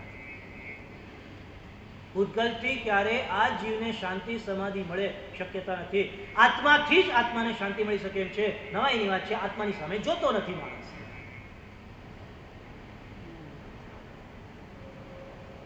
પેલી બેનપણી હવે પહેલી એણે જોયું કે આ મારી બેનપણીને ત્યાં આગળ તો 2 ગાડી આવી ગઈ, મારી પાસે તો એક જ, બેસતા એને ગાડી માગી હશે, આને ત્યાં 2. એટલે હવે એને થઈ ગયું કે આને ત્યાં 2 ગાડીને મારી પાસે એક જ. એટલે એણે ફરી પાછા માતાજીને પ્રસન્ન કર્યા તપ કરીને.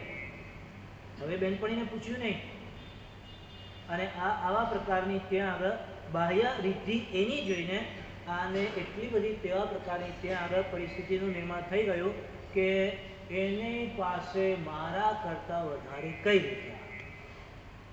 હંમેશા આ દુનિયાનો વ્યક્તિ, આ દુનિયામાં રહેલો વ્યક્તિ બાહ્ય દુનિયામાં હંમેશા કમ્પેરિઝન અને કોમ્પિટિશન કરવામાં માની લે. બીજાની સાથે કમ્પેરિઝન કરવાની, કોમ્પિટિશન, સ્પર્ધા સરખામણી. અને એ ત્યાં આગળ બીજાને જોઈને એ બીજો કદાચ આગળ વધતો હોય તો એને જોઈને પોતાને એમ ન થઈ જાય કે ના ના આપણે જે છે કાંઈ વાંધો નથી, એ કેટલો આગળ વધ્યો, આપણે પણ આગળ વધવું. અને કેટલાય બોલતા હોય છે અમારી સાથે હતો, આજે ક્યાંનો ક્યાંય પહોંચી ગયો, અમારી સાથે જ હતો, અહીંયા સાથે હતા, અને આજે ભૌતિક દુનિયામાં કેટલો આગળ નીકળી ગયો. એ જોઈને એવા પ્રકારનું ત્યાં આગળ આ બહારની દુનિયાનું આકર્ષણ બધાને એવા પ્રકારનું લાગે. બાહ્ય દુનિયાની અંદરથી જે મળે એવા પ્રકારનું મેળવવા જેવું એને લાગતું હોય, જ્યારે એ ક્યારે પણ અભ્યંતર દુનિયાને સ્પર્શવા માટેનો પણ પ્રયાસ માત્ર કરતો હોય કે નહીં, પ્રશ્ન છે. જો અભ્યંતર દુનિયાને સ્પર્શવા માટેનો પ્રયત્ન કરે તો એને આ બાહ્ય દુનિયા પછી સારી લાગે એવા પ્રકારની શક્યતા નથી. માટે ભગવાન કહી રહ્યા છે, એગે આયા સૌથી પહેલા આત્માની તરફ નજર કરો, બહારની દુનિયાથી નજર ખેંચીને ત્યાં આગળ આત્મા તરફ લાવો. પહેલો આત્મા છે, અને પછી આખી બહારની દુનિયા છે. પરંતુ આ વ્યક્તિ જીવ એવા પ્રકારનો છે ને, અનંત કાળથી એ બાહ્ય દુનિયાને જ સતત પોતાની માનતો આવેલો છે. એને કારણે આ ભાવની અંદર પણ બાહ્ય દુનિયા જે પ્રાપ્ત થાય છે એને જ એ પોતાની માને. આપણું પોતાનું શું? જેટલી વસ્તુની આપણે માલિકી કરીએ આપણું પોતાનું કહેવાય કે નહીં?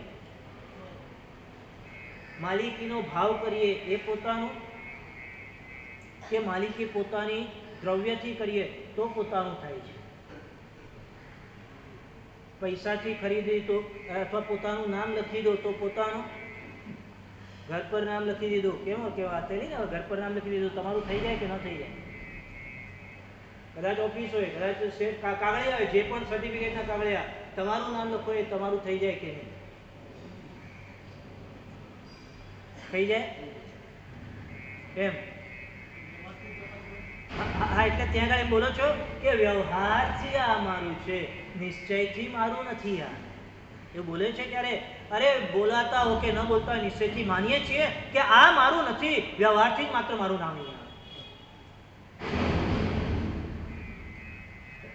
આવે. બોલો, કોઈ માણસ હતો, બોમ્બે સેન્ટ્રલ ઉપર ટ્રેન આવે ને, ખાલી ટ્રેન આવે પ્લેટફોર્મ ઉપર, એટલે બધા કૂદકો મારીને ચડે ને આ પણ તેવા પ્રકારનો કૂદકો કોણ મારે? એટલે બારીમાંથી સીટ ઉપર પોતાનું ત્યાં આગળ સરસ નાનું બેગ કે પાઉચ મૂકી દીધું, મોટું પાઉચ હશે મૂકી દીધું, અને પછી બધા લોકો કૂદકો મારીને અંદર ચડ્યા, અને આ ભાગ્યશાળી પણ શાંતિથી ત્યાં અંદર ચડ્યા. જોયું તો પોતે જ્યાં આગળ પોતાનું પાઉચ રાખેલું હતું મોટું, એની એ જગ્યાએ કોઈ બેસી ગયેલો. એટલે એણે કીધું કે જુઓ ભાઈ, મેં સૌથી પહેલાં પાઉચ રાખેલું છે, આ સીટ મારી મેં રોકી લીધેલી છે, અનરિઝર્વ ડબ્બો હોય. પેલો કૂદકો મારીને ચડી આવેલો વ્યક્તિ કે ભાઈ સૌથી પહેલાં હું અહીંયા આગળ આ સીટને રોકવા માટે કૂદકો મારીને ચડીને આવેલો છું, આ સીટ મારી. બેમાંથી કોની?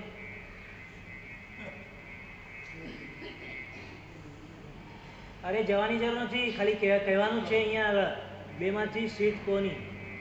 બહુ વિચાર કરવો પડે એમ છે એમ. આટલો બધો ભારે પ્રશ્ન થઈ ગયો આ. सीट कौन किसकी? व्यवहार से तो वही है जिसने बैग रखा है उसका सीट। व्यवहार से जो पहले चढ़े उसके निश्चय से जिसने बैग रखी है, दोनों की है ना, यानी उसका मतलब कोनी कोनी सीट कोनी जे पहलो चढ़े एनी तो वो बैग राखे एनी नहीं. हाँ પણ કટાસમાં ફેંકાઈ જાય ત્યારે એ ઝઘડો થાય છે કે નથી થતો કે કોણે મારું કટાસનું ખસેડી નહીં, એટલે તરત જ મમત્વ ભાવ જોડાઈ ગયેલો હોય છે ને ત્યાં. અરે ખાલી કટાસરાની શું કરો, આખી દુનિયાની બધી જ વસ્તુઓ ત્યાં આગળ સમજો ને. ધર્મના ક્ષેત્ર તો સારું છે કે અહીંયા આગળ કદાચ ઝઘડો થાય છે અને અહીંયા ઝઘડો મટી જશે તો આખી દુનિયાના ઝઘડા મટી જશે. બહાર થાય છે એ બહારના અહીંયા આવે. પહેલા એ પાઉચ રાખ્યું અને કે ભાઈ મેં સૌથી પહેલા અહીંયા આગળ મારી બેગ એટલે પાઉચ રાખેલું છે, આ જગ્યા મારી. એટલે જે કૂદકો મારીને ચડેલો હતો ને એને બહુ સરસ વાત કરી ગઈ, જો ભાઈ આમ કહી તમે પાઉચ રાખો એટલે સીટ તમારી થઈ જાય. કાલે ઉઠીને તમારું પાઉચ તમે મારી ગાડી ઉપર રાખો તો ગાડી તમારી. પરમ દિવસે આ તમારું પાઉચ તાજમહેલ ઉપર રાખી દો એટલે તાજમહેલ તમારો થઈ જાય. એમ છે ત્યાં આગળ. गाड़ी तो रिजर्वेशन हो जाती है ना. हाँ गाड़ी तो रिजर्वेशन हो गई, सीट की आपने बोला अनरिजर्व कोच में बराबर है, बराबर है, कोच का व्यवहार है कि उसका बैग उसका पाउच पहले आ गया तो बराबर है. यानी जो सर्टिफिकेट के ऊपर नाम नहीं लिखा है वो सर्टिफिकेट में अगर मैंने पहले मेरा नाम लिख दिया तो वो सर्टिफिकेट किसका? मारू ने. बराबर है ने. ताजमहल ઉપર કોઈનું નામ લખેલું નથી ને મારું નામ હું ત્યાં આગળ જઈને લખી નાખું. તાજમહેલ કોનો? શું છે? તમારા ઘર ઉપર હજી સુધી નામ તમે લખ્યું નથી ને તમારા ઘર ઉપર કોઈ નામ લખીને આવીને લખી નાખે, એ ઘર કોનું? रजिस्ट्रेशन सब रहता ही है ना. हाँ क्या क्या रहता है? सब नाम तो लेता है, रजिस्ट्रेशन रहता है, सब फिक्स रहता अब वही पूछ रहा हूँ, जहाँ पर हम हमारा नाम लिखते हैं वो सब अपनी चीज है, मानते हैं ना? यही गलती है सबकी. એ ત્યાં આગળ આપણું મમત્વ ભાવ જોડાયેલું છે, એ મમત્વ ભાવ જોડાયેલો છે એને કારણે આપણે માનીએ છીએ કે આ મારું, પછી નામ લખ્યું હોય કે ન લખ્યું. અને જે દિવસે મમત્વ ભાવ તૂટે ત્યારે પોતાનું હોય ને એ તણખલાની માફક છોડીને જતો રહે છે. શ્રીત્યાજન સૂત્રમાં આવે છે, નમી રાજર્ષિને કહે છે કે આખું રાજ્ય તમારું છે, રાણીઓ તમારી છે, રાજમહેલ તમારો છે, બધું છોડીને કેમ જતો રહે છે? અને ત્યારે કહી દીધું કે એ મિથિલા એ ક્યારે મારી નથી થઈ અને હું ક્યારે મિથિલા નહોતો નહીં. સાચું બોલ્યો. જો આપણું પોતાનું ઘર હોય, જો ઘર આપણું પોતાનું હોય તો આખા ઘરની અંદર આપણે રહી શકીએ છીએ ને, એટલે આપણું પોતાનું ઘર ને. ત્યાં આખું ઘર એ 500, 1000, 2000 સ્ક્વેર ફીટનું જેટલાનું પણ તમારું, એ આખું ઘર મારું ને. કારણ કે હું આખો એની અંદર પોળો થઈને હાથી છીએ આપણે કે પોળા થઈને રહી શકવાના છીએ? અરે રૂમ મારો, એ આખા રૂમમાં પોળા થઈને રહી શકો છો તો રૂમ કોનો? 27 માળનું નામ તો તમને લોકોને ખબર છે, અમારે જણાવવું નહીં પડે, અને જણાવીએ તો એ તમને પાકી ખબર પડશે. એન્ટાલિયા બિલ્ડિંગ કોનું? અંબાણી નામના સરનેમ વાળા વ્યક્તિનો. એ આખામાં 27 માળમાં એ રહે છે ને, એટલે 27 માળનું બિલ્ડિંગ કોનું કહેવાય? એ 27 માળમાં એકાદ માળમાં રહે છે, બાકી બધો બીજા લોકો એનો તેવા પ્રકારનો ભોગ ઉપભોગ કરે છે. શેનું? એનું બિલ્ડિંગ કહેવાય. કોઈ એકાદ માળમાં એ ખાલી રહે છે અને ત્યાં આગળ માને છે 3 ભિખારી ભેગા થયા. ભિખારી એક કે મારા બાપા ગયા ને તો મને કહીને કે આ આખી ગલી તને જા આપી જાઉં છું. સમજ્યા? શેના માટે? હા. અને બીજો કે તારા બાપા તો ખાલી ગલી આપીને ગયા ને, મારા બાપા તો આખું શહેર આપીને ગયા કે જા આખું શહેર તને આપી દઉં છું. બરાબર ને? ત્રીજો કે તમારા બાપા તો ખાલી શહેર આપી ગયા ને, મારા બાપા તો આખી દુનિયા છોડીને ગયા, આખી દુનિયા તારી, આખી દુનિયા છોડીને ચાલ્યા. આત્માથી પર જેટલું હોય છે એ આ જીવ ભીખ માગીને ભેગા કરેલા પૂતગલોને પોતાના માને છે. કારણ કે આત્માનું પોતાનું, અરે શરીર પણ આપણું પોતાનું નથી તો બીજું મારું તમારું શું આપણે ખોટે ખોટું માની રહ્યા છીએ? શરીર આપણું પોતાનું છે, કહીએ પ્રમાણે કરીએ છીએ, ઈચ્છા પ્રમાણે જીવી શકીએ છીએ. 100 વર્ષ મારું આયુષ્ય, કોઈ બ્લડ શુગર નહીં, કોઈ ત્યાં બીપીના પ્રોબ્લેમ નહીં, સવાલ જ નથી આવતો. મને જે ઈચ્છા હોય જ્યારે ખાવું હોય જેવા પ્રકારનું ખાવું, જ્યારે જ્યાં જોઈએ એવા પ્રકારનું જવું. શરીરને લઈ જઈ શકાય છે, એવા પ્રકારના જઈ શકાય છે. શેના આપણે માલિકી માનીએ છીએ આપણા પોતાના શરીરની?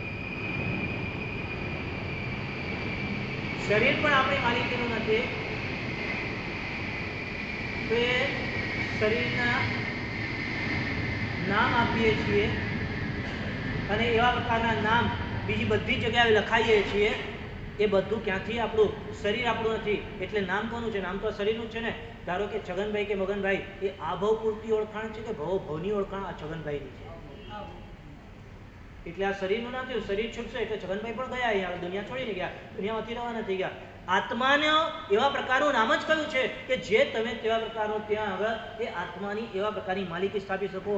નામ શરીરનું છે એટલે સર્ટિફિકેટ પણ શરીરનું થયું. જે પોતે તેવા પ્રકારનું પોતાનું નથી એ સર્ટિફિકેટ તમારું ક્યાંથી થયું? એ સર્ટિફિકેટને આશ્રયને ઘર એ તમારું ક્યાંથી થયું? જેટલી પણ તમારી મિલકત હોય તમારા નામની હોય એ તમારી ક્યાંથી થઈ?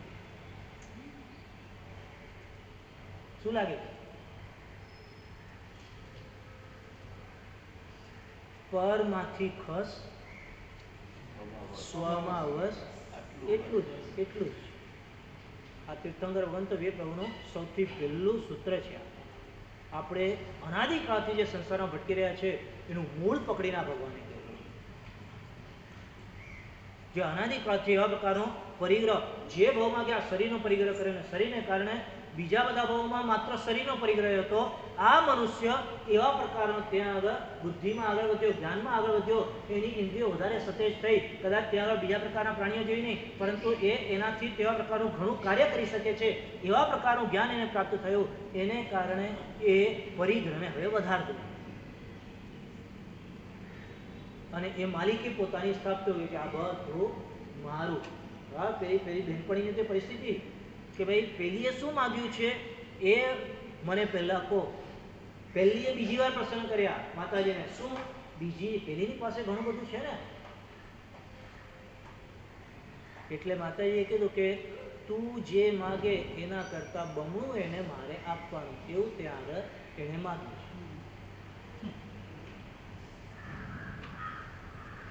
એમ એને એવું માગ્યું છે. આવા તો બેસતો અને બેસતો મહિનો આવ્યો, મારાથી એને બમણું માગ્યું છે ને, તો હવે હું માગું છું મારી એક આંખ ફૂટી જાય. એટલે એનું શું થશે? આપણને પોતાને જે મળ્યું છે એનાથી સુખ શાંતિ છે કે પોતાને જે નથી મળ્યું એનાથી સુખ અને શાંતિ છે? ખબર છે આપણને? કોઈ દિવસ એનો એવા પ્રકારનો વિચાર કરીએ છીએ આપણે ક્યારે કે જેટલું મળ્યું છે બધું જ મારી યોગ્યતા, મારી એટલે શરીરની નહીં આત્માની યોગ્યતા જે કંઈ પણ હશે એ પ્રમાણે મને મળ્યું છે. શા માટે બીજી બધી ત્યાં આગળ દુનિયાની પળોજણો કરવા માટે મારે જવું જોઈએ? એ આયા કરીને ત્યાં આગળ તીર્થંકર વન કહી રહ્યા છે સૌથી પહેલા આત્માની સામે જો આખી દુનિયામાં બહારની નજર, બહારની દુનિયાની તરફ નજર કરવાનું છોડો અને જ્યારે જ્યારે પણ એવા પ્રકારની બહારની દુનિયામાં નજર થાય ને ત્યારે વિચાર કરો કે આ મારા આત્માને માટે કેવું. જ્યારે પણ એવા પ્રકારનું તમારું પોતાનું સર્ટિફિકેટ જુઓ ને કે આમાં મારું નામ લખેલું છે, વાહ, અને ત્યાં વિચાર કરવાનો આમાં મારા આત્માને શું મળશે. જ્યાં ક્યાંય પણ એવા પ્રકારનું આમ બેલેન્સ શીટ ટેલી કરવાને ત્યાં આગળ પ્રોફિટ એન્ડ લોસ એકાઉન્ટ જોઈને ટેલી કરવાનું. સપ્ટેમ્બર એન્ડિંગ આવશે, જુલાઈ એન્ડિંગ એ બધા ચાલે રાખે ને તમારા, અને ત્યાં આગળ એવા પ્રકારનું જોવાનું કે બેલેન્સ શીટમાં આટલા ડિજિટ એવા પ્રકારના આવી ગયા. કદાચ ઓનલાઈન આપણને તેવા પ્રકારના મેસેજ પણ મળી ગયા કે તમારા એકાઉન્ટમાં આટલા. હવે તો ડે ટુ ડે બધું તેવા પ્રકારનું ગણિત થઈ જાય છે. અને એ વાંચતી વખતે એ તમારો સેલફોન ચાલુ કરે ને તમારો પોર્ટફોલિયો જુઓ અને ત્યારે વાંચો ને ત્યારે આટલી ડિજિટમાં મારું એવા પ્રકારનું ત્યાં આગળ ક્રેડિટમાં છે કે ડેબિટમાં જે હોય ત્યારે વિચાર કરવાનો આમાં મારા આત્માનું શું. મારા આત્માને આમાં શું મળે છે? કલ્યાણ કે અકલ્યાણ? સદગતિ કે દુર્ગતિ? સદગુણ કે દુર્ગુણ? શું પ્રાપ્ત થાય છે? જે કંઈ પણ પોતાની માનેલી છે, માન્યતા વાળું જેટલી પણ વસ્તુની પોતાની માલિકી રાખેલી છે, એ ગાડી હોય, ગાડીની આમ ચાવી આમ કરતા હો, ત્યાં આગળ એકવાર ખાલી આટલો વિચાર કરવાનો, આ મારા આત્માના કલ્યાણ માટે છે ને, આમાં મારા આત્માનું શું થાય છે? ભગવાન છે ને એ એગે આયા એ એક શબ્દ આપીને આપણને વિચાર બીજ આખું એવા પ્રકારનું આપે છે કે જે વટવૃક્ષના ફળ સ્વરૂપે આપણે સીધા મોક્ષ તરફ આગળ મોક્ષ પ્રાપ્ત કરી દઈએ. આત્મા એક જ આપણો પોતાનો છે, બાકી બધી બહારની દુનિયા છે, બાહ્ય છે, અને છતાં પણ એ જીવડો આત્માની તરફ નજર કરતો નથી, ઉપયોગ મૂકતો નથી, અને બહારની જ દુનિયામાં ઉપયોગ મૂકે છે. અને એ બહારની દુનિયામાં ઉપયોગ મૂકે છે, એમાંથી પાછો ખસીને અંદર આવે એટલા માટે આ ભગવાન પ્રયાસ કરી રહ્યા છે કે દુઃખી થવાનો રસ્તો આ બહારની દુનિયામાં જવાનો છે, અંદરની દુનિયામાં આવી સુખી થવાનો રસ્તો છે. આત્માની તરફ નજર કરે. આત્મા એકલો જ, એકલો આવ્યો છે, એકલો જવાનો. કોઈ એનું નથી, એ કોઈનું નથી. અને છતાં પણ આખી આ મોટી દુનિયા એ જીવે બહારની તરફ નજર કરીને ઊભી કરેલી છે. આખી પૌદ્ગલિક દુનિયા. શ્રી ઉપમિતિ પ્રપંચાકાર તો જણાવે છે કે સરસ શાહનું વ્યાખ્યાન ચાલી રહ્યું છે. સદાગમ આચાર્ય સરસ શાહની શ્રેષ્ઠ કોટીની જીનવાણી ફરમાવી રહ્યા, અને એ સમયે મોટા સરઘસનો એવો મોટો અવાજ આવ્યો, અને ત્યાં આગળ કોઈક એવા પ્રકારના આમ બહુ જાણકાર નહીં હોય, થોડોક અવાજ થયો, ડિસ્ટર્બન્સ થયો, એટલે બહાર જઈને જોયું તો મોટો ચક્રવર્તી હાથી પર બેસીને એ ત્યાં આગળથી પસાર થઈ રહ્યો હતો. પણ એ ચક્રવર્તીના જુલુસની હાથી ઉપર બેઠેલો એ વ્યક્તિ એ ચોરના કપડામાં, ફાટેલા તૂટેલા અને ચોર હોય એવા પ્રકારના કપડામાં, એવા પ્રકારનો દેદાર, એવા પ્રકારના ચોર જેવો દેખાતો એ વ્યક્તિ એ ત્યાંથી પસાર થઈ રહ્યો હતો. અને આવીને એને આશ્ચર્ય થયું કે આખો મોટો ચક્રવર્તીની સેના જઈ રહી છે, ચક્રવર્તીનું હાથી છે, અને ઉપર ચોર બેઠેલો છે. આશ્ચર્ય થયું. એટલે આવીને સદાગમ ગુરુગણ હતા, એટલે ગુરુગણને પૂછ્યું, ગુરુગણ આ શું? આટલો અવાજ થઈ રહ્યો છે એટલે હું જોવા ગઈ, પણ ત્યાં આગળ આવા પ્રકારનું એ ચક્રવર્તીનું આખું સરઘસ છે, જુલુસ છે, કે આ ચોરનું છે? અને ત્યારે એ ગુરુ ભગવંતે કહ્યું, એ ચોરનું આવા પ્રકારનું જુલુસ. શું વાત કરો છો? અને એમાં જોયું તો એ ચોર અંદર આવ્યો. ચક્રવર્તીએ પોતાનો આખો એ સરઘસ અટકાવી દીધો અને અંદર આવ્યો. અને પછી ત્યાં આગળ બધા જ જોતા રહી ગયા કે આ ચોર છે કે ચક્રવર્તી? બોલો, ચોર કે ચક્રવર્તી?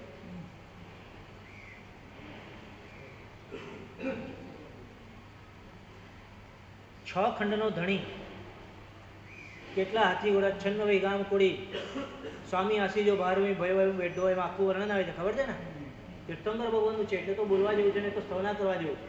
પણ એ સિવાયના જેટલા પણ ચક્રવર્તી, જેટલા પણ એવા મોટા મોટા પુણ્યશાળી એ આ દુનિયાના, એમ કહેવાય કે સૌથી વધારે આ દુનિયાના પૂતગલોને ભેગા કરનારો સૌથી મોટો ચોર, એમ ચક્રવર્તી પોતાના મોઢે પોતાની ઓળખાણ આપતા ત્યાં આગળ કહે છે કે દુનિયાના સૌથી વધારે પૂતગલોની ચોરી મેં કરેલી છે, માટે મારી વૈક્રિય લબ્ધિથી હું તમને ચોર તરીકે દેખાડવા માટે હું આવ્યો છું. જેટલા એ પૂતગલો ભેગા કરે એ વધારે, અને જેટલા ઓછા પૂતગલો ભેગા થાય, શું ભેગું કરવાનું? પૂતગલ કે આત્માના ગુણ? શું ભેગું કરવાનું?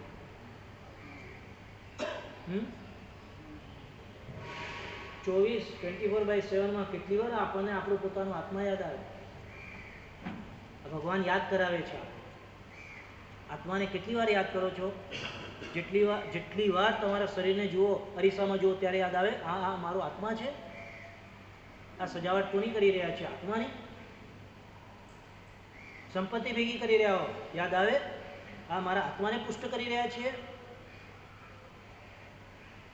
આમ ખાવું પીવું ને મોજ મજા કરતા હો ત્યારે યાદ આવે કે આમાં મારા આત્માને કંઈક સારું મળી રહ્યું છે. બધી જ બાહ્ય દ્રષ્ટિ આપણી એવા પ્રકારની કાઢવા માટે તીર્થંકર ભગવંત આપણને સૌથી પહેલા સૂત્રમાં કહે છે એકે આયા આત્મા એક છે, એકલો છે એવા પ્રકારનો નહીં, પહેલો છે, પહેલો. જીવનના કોઈ પણ કાર્યની અંદર સૌથી પહેલા જો પોતાના આત્માનો વિચાર કરે એના કાર્યો કોઈ પણ ખોટા કે ખરાબ થઈ શકે નહીં. મલ્ટીપ્લેક્સમાં પિક્ચર જોવા માટે પહેલા ત્યાં આગળ વિચાર કરો આ મારા આત્માને માટે સારું છે ને, તમે વિચાર માત્ર કરો, પછી જે કરવું એ કરજો, ખાલી વિચાર આટલો કરવાનો. તાકાત નથી ત્યાં આગળ પગ ઉપાડી છે. હોટલમાં જતા પહેલા એવા પ્રકારનો ત્યાં માત્ર આટલો જ વિચાર કરવાનો, આ મારા આત્મા માટે સારું છે ને, એ ત્યાં આગળ જઈ નહીં. કંઈક એવા પ્રકારના ત્યાં આગળ સંસારની દુનિયાની અંદર ફરવા માટેના જે કોઈ પણ સ્થળો હોય ત્યાં જવા પહેલા મારા આત્માના કલ્યાણ માટે હું જાઉં છું ને, ત્યાં જ્યાં ક્યાં પણ જાઉં, આટલો વિચાર કરે એ ત્યારે એવા પ્રકારના પૂતગલોને માટે પોતાના આત્માના ગુણોનું આમ બલિદાન નહીં આપી શકે.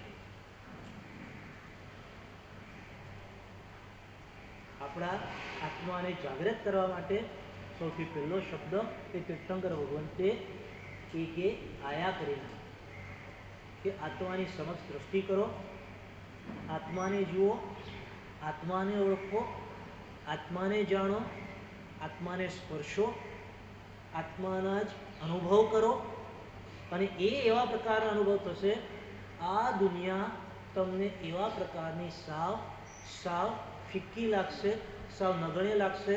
એના માટે બધા જ પ્રયાસો કરવાનો એ છોડી દેનારો આત્મા થઈ જશે. અંતરાત્મા જો એવા પ્રકારના આ ભાવોને સ્પર્શશે તો એનું ચોક્કસ અંતરાત્મા કલ્યાણ માટે એવું જાગૃત થઈ જશે, સત્વ ફરોશે અને એ ધર્મક્ષેત્રની અંદર આગળ વધતો જશે. અને એવા પ્રકારનું સરસ મજાનું ધર્મનું ક્ષેત્ર આપણું આત્મિક દ્રષ્ટિએ ખુલ્લું થાય એના માટે શું કહેવું છે?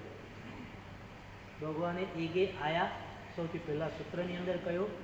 આગળના સૂત્રો કેવા પ્રકારના છે બધાની વાત કરશું, પરંતુ અત્યારના 2 મિનિટ પહેલા આવે છે ને તમે જાહેરાત કરે હા, એટલે પછી જાહેરાત થયા પછી 2-3 મિનિટ માટેનું ધ્યાન આપણે કરી લઈશું. પછી ગુરુ શ્રી ચિંતામણી પાર્શ્વનાથ ભગવાન કી જય. પૂજ્ય ગુરુ ભગવંતો અને સ્વામીજી ભગવંતની નિશ્રામાં આપણી ચાતુર્માસની સુંદર આરાધના ચાલી રહી છે. ચાતુર્માસના મુખ્ય લાભાર્થી રૂપલબેન તુષારભાઈ શાહ પરિવારની ખૂબ ખૂબ અનુમોદના. ગઈકાલથી તપની બીજી બારી પણ ચાલુ થઈ ગઈ. તેમના લાભાર્થી માતૃશ્રી પુષ્પાબેન ચંદુરાલયન શાહ પરિવાર તથા માતૃશ્રી પ્રભાવતીબેન અરબચંદ શાહ પરિવાર, બંને પરિવારની ખૂબ ખૂબ અનુમાનના. દરેક તપસ્વીઓ સુખસાતામાં છો ને, અને સાહેબની પ્રેરણાથી આપણા સંઘમાં એ વ્રત જગમાં દીવો રે શુભશીલ આચરણ પ્રારંભ 18 સુદ 14 થી ભાદરવા સુદ 14 સુધી 15 થી 45 વર્ષની વયના જે પણ કપલો ચોથું વ્રત એટલે કે બ્રહ્મચર્ય વ્રતનું પાલન કરશે તો એમને બહુમાન રૂપે 3600 રૂપિયા આપવામાં આવશે. અને 18 સુદ 14 થી કારતક સુદ 14 સુધી એટલે કે ટોટલ 4 મહિના જે પણ કપલ આ ચોથું વ્રતનું પાલન કરશે એમાં 15 થી 45 વર્ષ સુધીના હશે તો એમને 7200 રૂપિયા, અને 45 થી ઉપરના જે પણ હશે એમને 3600 રૂપિયાનું બહુમાન કરવામાં આવશે. એક લાભાર્થી તરફથી છે. તો જેમણે પણ આ વ્રત લેવું હોય તેમણે ગુરુ ભગવંતોનો કોન્ટેક્ટ કરવા માટે વિનંતી. બરાબર.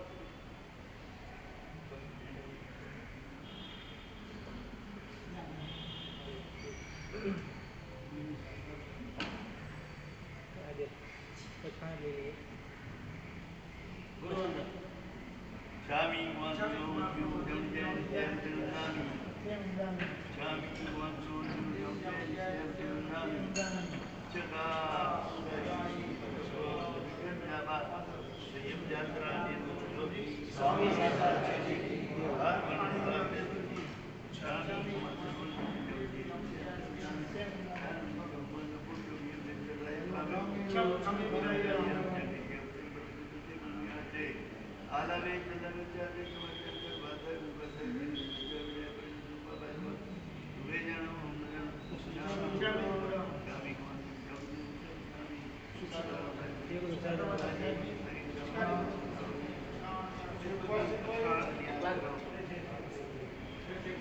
हाँ उपवास सूर्य गया बच्चा चमत्कारी पीएमपी चौबे रसण पाण खाण खाण तवगण ससगरण पाचकण मत जगरण पण हार पुरुषजात पुरुषगे परिवडवडम विषय पीएमपी रसण खाण खाण तवगण ससगरण वचनगण दिसण सहमत जगरण पाणसर बोलण सचित्र से आ वो सूर्य नकार से जेएमबी उगे सूर्य मुकार से पुरुषजात पुरुषगे परिवडवडम विषय रसण पाण खाण खाण वचनगण दिसण जगरण आयम बिले विषय अनंतगण ससगरण लिवरण जियत संसद कुदुगण पटे पटे वेगा संदेश विषय पीएमपीआर अनंतगण ससगरण वचनगण दिसण सहमत जगरण पाणसर बोलण सचित्र देशावगा जीव भगवान परिवहन विषय अनंतगण मत जगरण वो सूर्य ई सर्वमंगल भेगा करिए सर्वमंगल मांगल्यम सर्वकल्याण